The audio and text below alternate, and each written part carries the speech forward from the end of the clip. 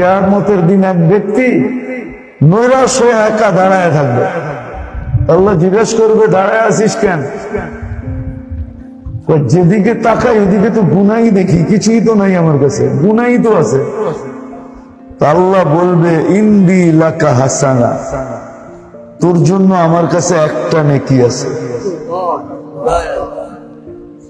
তো বলবে, আল্লাহ 99 পাহাড় দফতর আর এক নেকি, এগুলোর মোকাবেলায় সামনে এক নেকি কি? আল্লাহ বলবে, মাইপা দেখ কি হয়।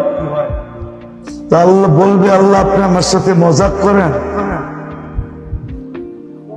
তা আল্লাহ ওকে বাধ্য করবে, মাপ, পাকনামি করস, তোকে কইতেছি মাপতে, তুই খালি পাকনামি করতেছস। পাকনামি বুঝেন না? আল্লাহ করবে, পাকনামি করস, মাপ। তো ওইটা যখন দিবে পাল্লা, তো 99টা হাওয়ায় উঠে যাবে। তো আশ্চর্য হবে যে এতগুলা হাওয়ায় উঠে গেল, এতটুকু একটা কাগজের টুকরা পেঁচানো, এটা এত বাড়ি হইল। তো